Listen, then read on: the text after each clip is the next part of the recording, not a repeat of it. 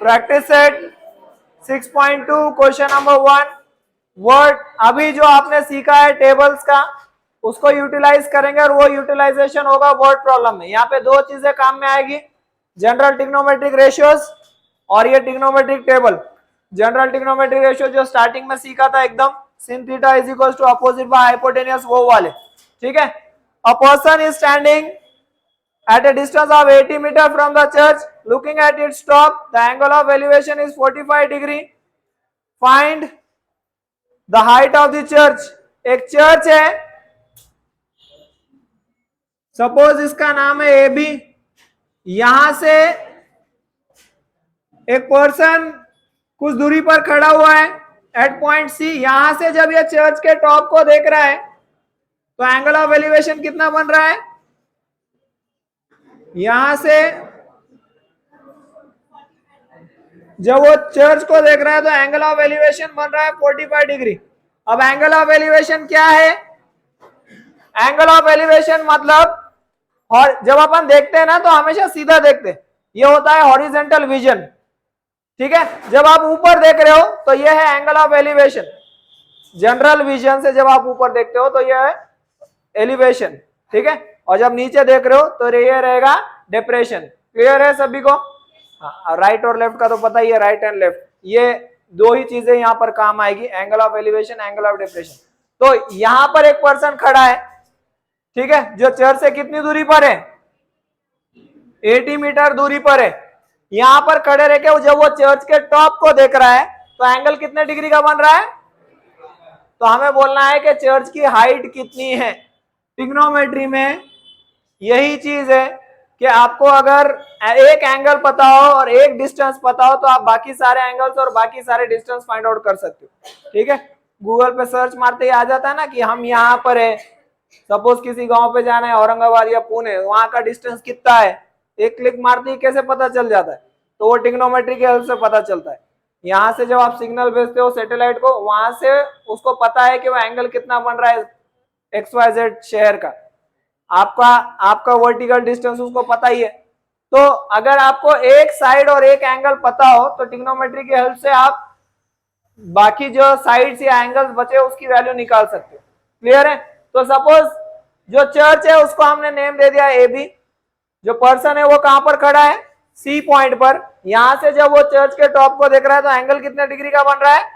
45 degree का। तो हमें बोलना है कि ये हाइट कितनी है चर्च की। यहां से अगर आप देखोगे तो यह जो साइड है वो है अपोजिट साइड ट्रायंगल की, और ये कौन सी हो गई? एक साइड फिक्स होती है, वो है हाइपोटेनियस, जो 90 डिग्री के अपोजिट में रहेगी। तो सबसे पहले फिगर ड्रॉ करना है आपको, और फिगर ड्रॉ करने के बाद फिगर का डिस्क्रिप्शन देना है। यहाँ पर लिख दो, ऐसे चाहो तो फ्रॉम द फिगर या फ्रॉम द अबव फिगर। ये अबव फिगर क्यों लिख रहे हैं? फिगर तो राइट साइड में दी है, ये ऐसा क्यों लिख रहे हैं अबव फिगर? क्योंकि एग्जाम में आपको हर चीज लेफ्ट साइड में सॉल्व करनी है, राइट साइड में फिगर भी ड्रॉ नहीं करना। पहले यहाँ फिगर ड्रॉ होगा और फिर सॉल्यूशन स्टार्ट होगा। अब यहाँ दिखेगा नहीं इसलिए वहां पे बड़ा सा ड्रॉ किया। समझ में आ रहा है क्या? तो from the above figure A B is the, A B क्या है अपने फिगर में?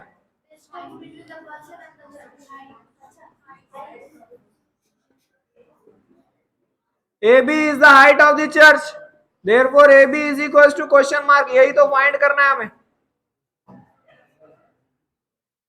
C is the point at which the person is standing,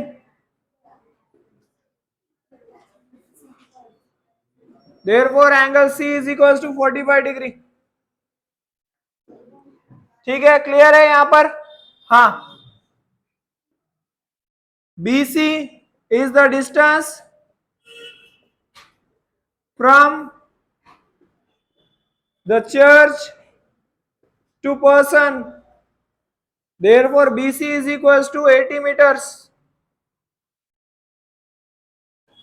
यहां तक क्लियर है क्या सभी को? हाँ, segment AB is perpendicular to BC, therefore angle B is equals to 90 degree. ये है अब सारा फिगर का डिस्क्रिप्शन।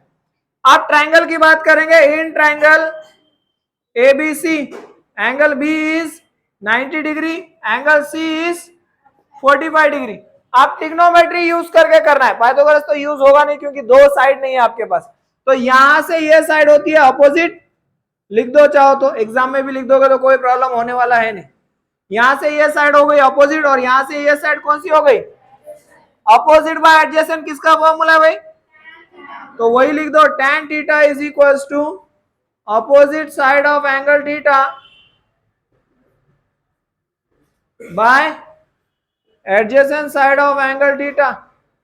पूरा लिखना पड़ेगा एग्जाम में। tan थीटा मतलब जो डिग्री दिया हुआ है 90 डिग्री को छोड़ के कितना है, tan 45 degree is equal to opposite side कौन सी है, एडजेसेंट साइड कौन सी है, BC या CB। tan 45 का वैल्यू, tan 45 का फॉर्मूला क्या है, tan 45 का फॉर्मूला क्या है, रूट बी बाय 45 यहां पर है, रूट बी बाय यानी बिलो में 2, अबो में 2/2, 1 का square root 1 is equal to AB की वैल्यू नहीं पता तो AB, BC की वैल्यू 80 मीटर्स, ये डिनोमिनेटर में 80 मीटर्स इधर लाओ तो 1 into 80 metres is equal to AB, that is equal to 80 metres is equal to AB। AB क्या है, AB क्या है, हाँ, therefore the height of the church is 80 metres. Clear है क्या सभी को, यही है answer. Question number 2, from the top of a lighthouse an observer look at a ship makes an angle of depression for 60 degree. If the height of the lighthouse is 90 meters, then find how far is the ship from the lighthouse if root 3 is equals to 1.73.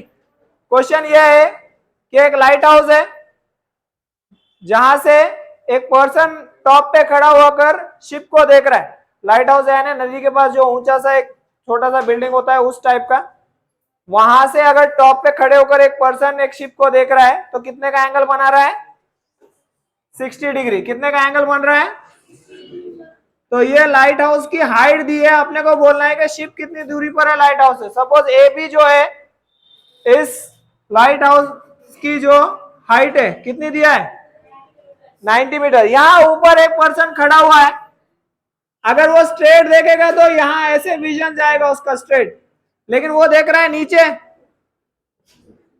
तो यहां पर जो इसका angle of depression बन रहा है वो कितना बन रहा है, आपने को बोलना है कि अगर इस पॉइंट पर शिप है C पर सपोज, तो वो शिप इस लाइट हाउस से कितनी दूरी पर है। ठीक है, क्वेश्चन समझ में आया क्या, एक लाइट हाउस है, इसके टॉप पर खड़ा होकर एक पर्सन जो है शिप को देख रहा है, वो शिप कितनी दूरी पर है लाइट हाउस से, फिलहाल वो अपने को बोलना है। सपोज यहीं पर खड़ी हुई है वो, तो अपने को कितनी दूरी पर है वो बोलना है। ठीक है, ये जो नीचे देख रहा है ये हॉरिजॉन्टल विजन से नीचे देख रहा है, मतलब ये एंगल जो है वो 60 डिग्री का बनेगा। तो यहाँ पर एक पॉइंट दे देते हैं सपोज यम। क्लियर है क्या सभी को यहाँ तक। क्वेश्चन नंबर 2 स्टार्ट कर दे, बोलो कैसे स्टार्ट करेंगे। let AB be the height of the lighthouse, therefore AB is equals to 90 meters. Okay, यहां तक क्लियर है। आगे BC be the distance from lighthouse to ship, therefore BC is equals to question mark, यही तो find करना है। Okay, the person is at point A. AM is the horizontal vision of that person and the ship is at point C. ये पूरा figure का description हो गया। Therefore angle MAC is equals to 60 degree. MAC मतलब ये बाहर वाला angle हो गया 60 degree. AM is parallel to BC taking, किसी को देखो ये लाइन बिल्कुल हॉरिजेंटल है और ये बेस भी बिल्कुल हॉरिजेंटल है, ये दोनों लाइन कैसे हो जाएंगे एक दूसरे को? ये लाइन को अपन ट्रांसवर्सल लेंगे तो ये दो एंगल कौन से हो जाएंगे? अल्टरनेट एंगल कैसे होते हैं? तो taking AC as a transversal angle, यहां का एंगल कौन सा है? C को कैसे पढ़ेंगे? ACB, therefore angle ACB will be congruent to angle MAC, reason है alternate angles, therefore angle ACB will also be कितना हो जाएगा? 60 डिग्री। अब ट्रायंगल की बात करते हैं, इन ट्रायंगल ABC ये परपेंडिकुलर है ही, angle B is equal to 90, angle C is equal to 60। अब यहां से अपने को ये पता है, यहां से ये कौन सी साइड हुई? अपोजिट। और ये फाइंड करना है, ये कौन सी है? एडजेसेंट। अपोजिट बाय एडजेसेंट किसकी वैल्यू होती है? तो tan theta is equal to opposite side of angle theta by adjacent side of angle theta. tan कितने डिग्री चाहिए अपने को? tan 60। अपोजिट की value AB BC 60 degree, root B by A यानी रूट 3 बाय 1 यानी रूट 3। क्लियर है सभी को? 60 चाहिए। ओके, AB की वैल्यू और BC की वैल्यू, BC क्या करेंगे? BC into root 3 is BC into root 3, कुछ नहीं हो सकता। और 90 वन जा 90, रूट 3 को उधर लेके जाएंगे तो BC is equal to 90 upon root 3। जब भी डिनोमिनेटर में रूट आ जाता है तो वहां पर आपको रैशनलाइज करना पड़ता है, रैशनलाइजिंग द डिनोमिनेटर। रैशनलाइज करना है यानी जो डिनोमिनेटर में वैल्यू है रूट में वही लेकर ऊपर नीचे मल्टीप्लाई करना है। तो BC is equal to 90 into root 3 by root 3 into root 3। Root 3 into root 3 क्या होता है? रूट 9। रूट 9 का वैल्यू कितना होता है? 3 के टेबल में 90, 30 रूट 3। अब रूट 3 की वैल्यू दिया है अपने को, कितना दिया है? दिया है क्या? 1.73। कितना हो जाएगा? हाँ, कितना हो जाएगा फाइंड आउट करो, उसी के हिसाब से स्टेटमेंट लिखो। Therefore the ship is dash from the lighthouse 50, answer है 51.9 मीटर्स में आएगा। Therefore the ship is at a distance of 51.9 metres. 90 भी आता तो 9 ही पड़ा जाता। Question number 3, two buildings are facing each other on a road width of 12 metre. दो बिल्डिंग्स हैं जो एक दूसरे को फेस कर रहे हैं एक रोड के ऊपर जिसकी विड्थ है 12 मीटर। उसके आगे बोला है from the top of first building which is 10 metre in height. एक बिल्डिंग है जिसकी हाइट कितनी है फर्स्ट बिल्डिंग की? 10 मीटर्स। सपोज इस बिल्डिंग का नाम है AB, विड्थ का नाम है BC, ठीक है। From the top of first building which is 10 metre in height, the angle of elevation of the top of second building is found to be 60 degree. Question ये है कि दो बिल्डिंग है जिनके बीच में एक रोड है जो 12 मीटर की है। फर्स्ट बिल्डिंग की हाइट कितनी है? 10 मीटर। फर्स्ट बिल्डिंग के टॉप पे खड़े होकर अगर सेकेंड बिल्डिंग को देखेंगे तो एंगल ऑफ एलिवेशन कितने का बन रहा है? 60 डिग्री का। कितने का बन रहा है? मतलब फर्स्ट बिल्डिंग के टॉप पे जाने के बाद भी सेकेंड बिल्डिंग को देखने के लिए ऊपर देखना पड़ रहा है। तो कौन सी बिल्डिंग बड़ी है? सेकेंड बिल्डिंग बड़ी है। फर्स्ट के टॉप पे खड़े होकर भी सेकेंड को अगर देखने के लिए ऊपर देखना पड़ रहा है तो सेकेंड बिल्डिंग बड़ी है। तो सेकेंड बिल्डिंग सपोज CD है, यहां से अगर वो सीधा देख रहा है तो ऐसे देख रहा होगा, इस बिल्डिंग को यहीं तक देख सकता है अगर स्ट्रेट देख रहा है तो।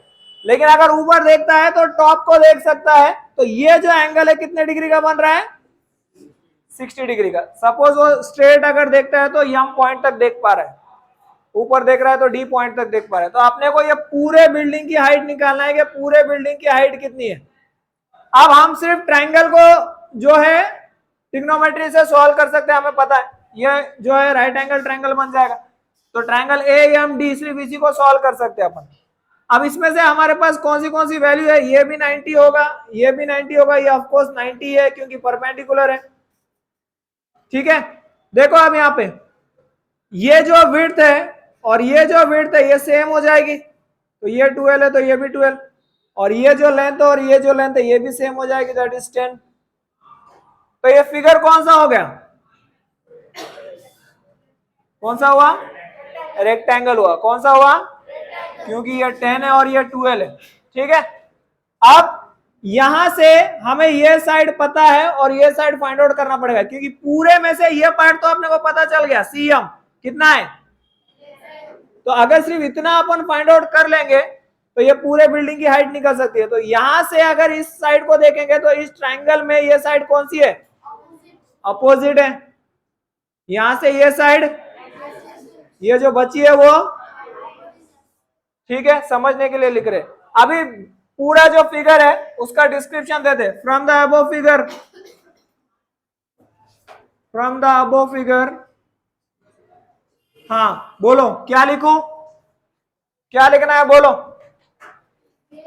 हाँ, A B the height of first building, therefore A B is equals to 10 metres. हाँ, उसके बाद हाँ, C D be the height of second building, therefore C D is equals to question mark, ये हमें फाइंड करना है। आगे और क्या बोला हुआ है? B C be the width of the street, therefore B C is equals to 12 metres. हाँ ठीक है, और क्या है? AM is the horizontal vision of the person standing on first building. Therefore, AM will be perpendicular to CD. Therefore, angle M will be equals to 90 degree. हाँ, the angle of elevation is 60 degree. Therefore, angle DAM is equals to 60 degree. Segment AB is perpendicular to BC. Therefore, angle B is 90. Segment MC is perpendicular to BC. Therefore, angle C is equals to 90. In quadrilateral AMCB, ये नीचे वाले quadrilateral की बात कर रहे हैं, इसमें ये एंगल 90 है, ये 90 है, ये 90 है, तो ए कितने का होगा? M is equals to C is equals to B is equals to 90, तो ए कितने का हो जाएगा? ए भी 90 का हो जाएगा। रीजन क्या है? Remaining angle. अब अपने को ये साइड पता है और ये साइड पता है, तो ए बी और बी सी सेम है या अलग अलग है? अलग अलग है, तो अपन ऐसे लिखेंगे A B is not equals to B C. अगर एडजेसेंट साइड अलग अलग हो और सारे एंगल 90 के हो तो फिगर कौन सा हो जाता है? Rectangle. Therefore quadrilateral AMCB is a rectangle. कौन सा फिगर है? तो AB और MC कैसे हुए? इक्वल हुए। Therefore AB is equals to MC is equals to 10 metre and BC is equals to AM is also 12 metre. ये दोनों 10 के हैं, ये दोनों 12 के हैं। इक्वेशन 1, इक्वेशन 2, यहां तक क्लियर है क्या सभी को? ये हो गया पूरे फिगर का डिस्क्रिप्शन। अब यहां से स्टार्ट करेंगे ट्रायंगल के लिए। कौन सा ट्रायंगल है? In triangle AMD opposite bye किसकी वैल्यू है? हाइपोटेनस कहां से आया? अपोजिट बाय एडजेसेंट किसकी वैल्यू है? tan की। देखो ट्रायंगल लो, इसके आगे ट्रायंगल से सॉल्व करना है, यहां तक लिख कर लो। इन ट्रायंगल आगे सॉल्व करते हैं। इन ट्रायंगल AMD, हाँ in triangle AMD angle M 90, angle A 60। 60 से ये साइड फाइंड आउट करना है, तो ये साइड अपनी है अपोजिट और ये दिया हुआ है तो ये है एडजेसेंट। अपोजिट बाय एडजेसेंट लो तो tan हो जाएगा, एडजेसेंट बाय अपोजिट लोगे तो cot हो जाएगा। Your wish tan theta is equals to opposite side of angle theta, पूरा लिखो, by adjacent side of angle theta. Opposite side कौन सी है? अपोजिट साइड हमारी है DM। पढ़ाते हो बात मत करते जाओ, तुम्हारे वजह से फिर दूसरों को नहीं समझेगा। अपोजिट साइड अपनी है DM, एडजेसेंट साइड थीटा की वैल्यू 60 डिग्री। थीटा एट 60 क्या है फॉर्मूला? √b/a यानी √3/1 यानी √3 बोलो या √3/1 भी लिख सकते हो या √3 भी लिख सकते हो। यो विश DM नहीं पता तो DM AM 12 मीटर्स बोल दो, तो DM इंटू 1 इज DM और 12 इंटू √3 इज 12 √3, मीटर का मीटर रह जाएगा। यहां तक क्लियर है सभी को? इक्वेशन नंबर 3, ये जो वैल्यूज आए हमारे AM की वैल्यू ये आई है from equation 2।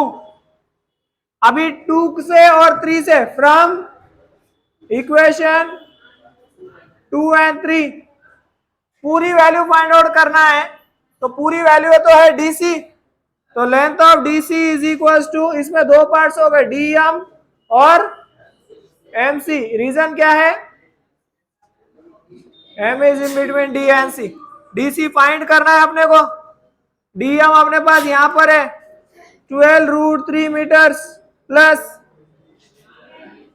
10 metre from equation 1 and 3। यहां लिख दिया तो यहां लिखने की जरूरत नहीं है वैसे रीजन, ठीक है। अब ये दोनों ऐड हो सकते हैं क्या? नहीं। क्यों नहीं हो सकते?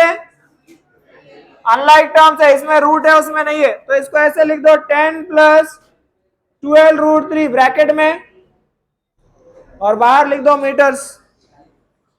ये क्या है? DC। Therefore the height of second building is 10 plus 12 √3 metres. यह हमारा आंसर, लिख कर लो।